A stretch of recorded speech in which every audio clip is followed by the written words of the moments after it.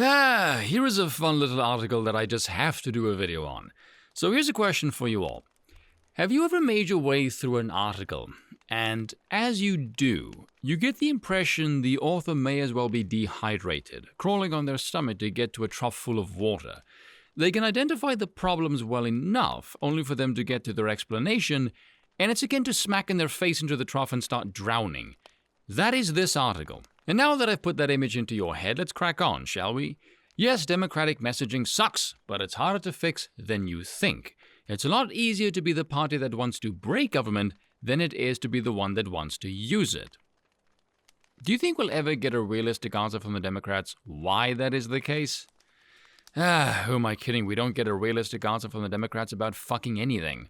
You might recall several months ago, I did videos about this topic, mocking it, because this was a recurring theme for the Biden administration. Now that it's back in the news cycle for some reason, which should tell you they've learned absolutely fuck all. So audience members, do refrain from instinctive snickering and immediate desire to burst out laughing and fucking ask why that is the case. This is gonna be good. There's been a lot of grumbling lately about democratic messaging ever since that big NBC News story last week about Joe Biden being unhappy with White House PR efforts. There's always a lot of grumbling about democratic messaging, and for good reason. It's generally pretty bad, defensive, and unimaginative. I don't recall speaking on this, but here is the skinny of the story. It turns out Smoky Fossil Joe is a tad upset about being undermined by his aides. Screw it, let me just read the post. Beyond policy, Biden is unhappy about a pattern that has developed inside the West Wing. He makes a clear and succinct statement. Not even going to touch that one. Only to have aides rush to explain that he actually meant something else. The so-called cleanup campaign, he has told advisors, undermines him and smothers the authenticity that has fueled his rise. The only thing authentic about Biden is he has a long track record of being a consistently pathological liar. Worse, it feeds a Republican talking point that he is not fully in command. That is not feeding a talking point as much as it is making it factually clear. The issue came to a head when Biden ad-libbed during a speech in Poland that Russian President Vladimir Putin cannot remain in power. Within minutes, Biden's aides tried to walk back his comments, saying he hadn't called for Putin's removal and that U.S. policy was unchanged. Biden was furious that his remarks were being seen as unreliable, arguing that he speaks genuinely and reminding his staff that he is the one who is president. Asked about staff's practice of clarifying Biden's remarks, the official said, "We don't say anything that the president doesn't want us to say," which is clearly a lie.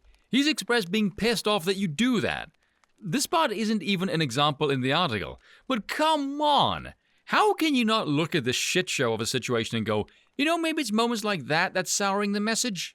And as funny as this is, and I don't know what is more terrifying, that he is clearly not the one in charge, goes without saying, and that the aides are working on behalf of someone or something else, or that if he was in charge, it would actually be worse. I just realized who is holding the nuclear codes? Because of the three people who could potentially be president at any given moment, I don't trust any of them even with a cocktail, let alone nuclear codes. And bear in mind, we haven't even gotten started yet. I'll get to why I think that is, or why I'm holding my breath with excitement. But first, let's acknowledge three structural difficulties Democrats face that Republicans don't. These are rarely discussed or acknowledged, especially the first two, but they are fundamental to why Democrats have a harder time articulating a clear message. Alright, clearly demented madman, it's your reasoning, and I am 100% sure they're all well thought out and not at all something an idiot like me can demolish tank with more booze than Boris Yeltsin. Structural difficulty number one. There just aren't as many liberals as there are conservatives in the United States.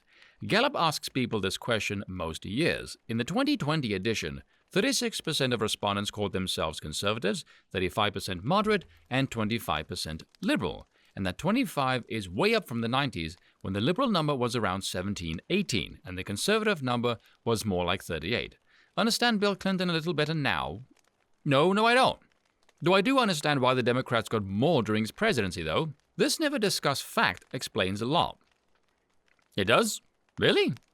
It means that Democrats have to do a lot more reaching beyond their base than conservatives do, and it helps explain why Republicans are constantly trying to out-conservative one another, and Democrats, with very rare exceptions, never even use the word liberal. This exacerbates me to no end, but seeing these numbers, I can kind of understand it. If these numbers were reversed, Democrats would be saying liberal this and liberal that all day, and conservatives would be all hamana at candidate forums when the moderator asked them if they'd call themselves conservative.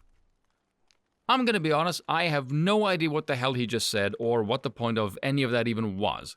It seems to be they conflate an individual's political affiliation with their voting affiliation, which is nonsense. People will vote for whichever party best appeals to them, regardless of their political affiliation. I mean, Trump did this, for heaven's sakes. He got more votes the second time around from demographics that would usually be Democratic affiliated.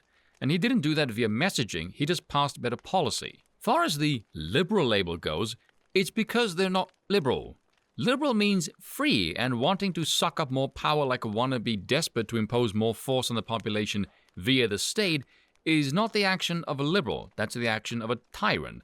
Not only that, the growth of the state is the natural course for a democratic government. I mean, you can see this in motion since the inception of the nation. Democrats also try and outdo each other, you ding-dong. Their version is simply, give me more power and I will use it for benevolent reasons. I mean, give me a single example of a democratic policy that does not involve granting more power to the government. Yeah, exactly.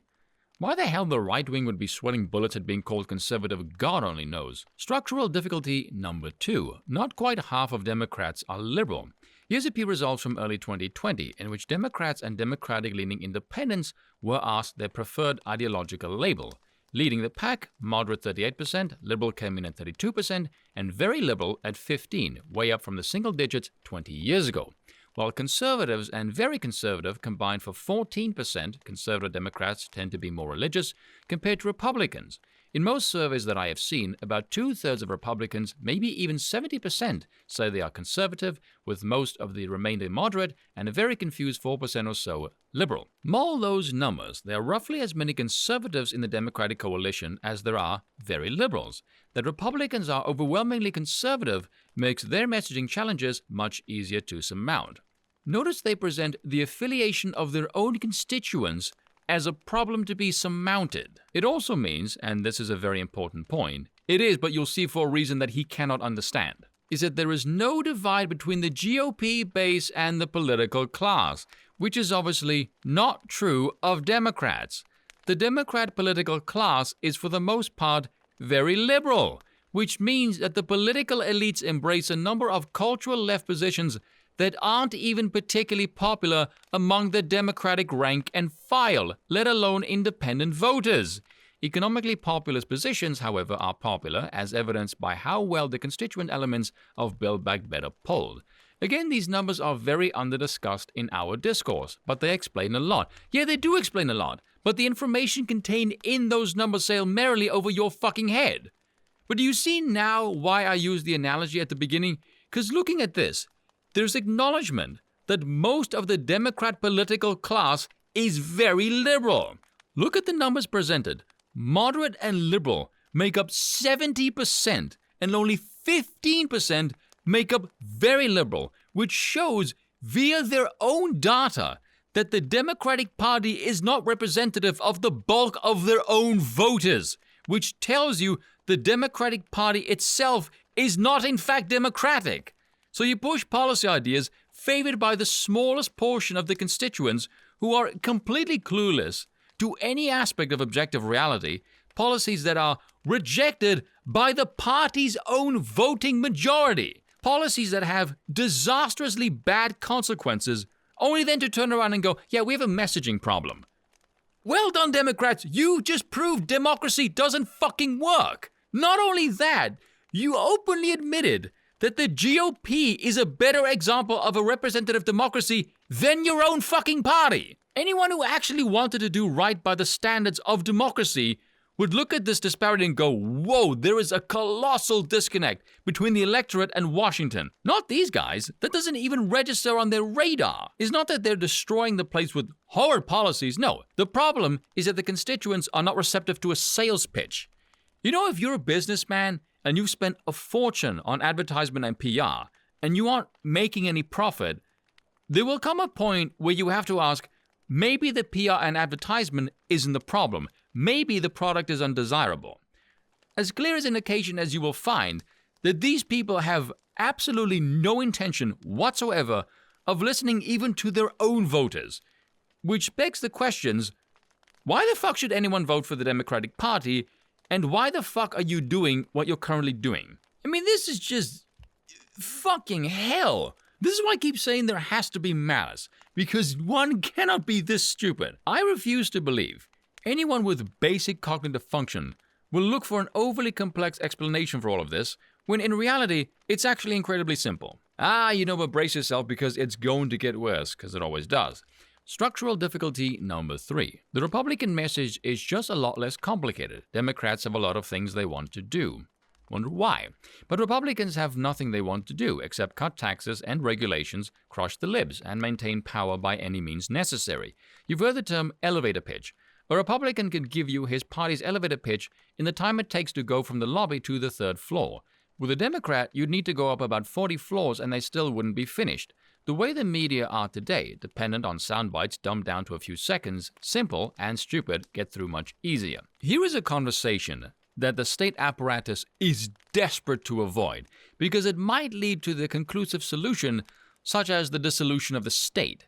The two sides have a vastly different opinion of what the state should do and should be able to do. The further left you go, the more absent from reality you get. You'll find delusional idiots who want a state inhabited by politicians who display a level of benevolence never before seen by any humans in our species, while also using incredibly evil power for their perception of morally good outcomes, which will never come to fruition. The right, on the other hand, want the state to fuck off as much as possible, because they think, correctly, might I add, that the state is a parasitic entity hell-bent on gobbling up as much power as it possibly can get for ill intent. And given the last 3 years of life on Earth, that view is evidently very justified. Deregulation and cutting taxes, then, is not a surprise, seeing as they think the state should provide defense, law and order, and fuck all else. I mean, hell, you go further into anarchic territory and some think even that should be privatized. These 3 factors combine to make Democratic messaging a lot trickier than Republican messaging. But having said all that, Democratic messaging is still pretty lame. As I said above, it's unimaginative. When was the last time you heard a major Democratic politician say something that really surprised you, made you sit up and take notice? Usually every time, because it's often tone-deaf, arrogant, and devoid of any connection to reality. And it's defensive. Republicans are almost always setting the terms of debate, and Democrats are reacting, as in the way they let Build Back Better be framed as a huge government spending bill. Yet the reason why is because the bill was thousands of fucking pages long, and no Democrat would dare say what was actually in the fucking thing. Democrats are also inconsistent. The Biden White House has blamed inflation on everything from supply chain to corporate profit hoarding to Vladimir Putin. All are culprits to some extent, but it's just not very good messaging to jump from this to that. Now, you might have noticed there is a glaring absence of a very distinctive variable to this equation, which is the distaste for the state based on the fucking actions of this utterly incompetent administration. I mean, just look at it. Oh, we have record high inflation. Let's keep printing and spending more money. We have record-breaking illegal immigration. Let's just destroy the border protection. Fuck that. We have soaring high counts of crime. We're not going to bother prosecuting criminals. We have sky-high energy costs. Let's just shut down petrol production. We have a war in Ukraine and Russia. Should we try diplomacy? Let's escalate the situation by dumping more money and weapons into it. And is there any course correction? Any deviation away from the policies that cause all of these fucking disasters? No. They are doubling down on literally everything. Oh, but they have a messaging problem. What in the name of zombie Moses justifies giving these people more fucking power? Because of their agenda, because of some of the things they want governments to do, Democrats have to educate and inform voters in ways Republicans just aren't required to undertake. There isn't enough chocolate in the world to disguise the bullshit in that sentence. So let's clear it up a little, shall we?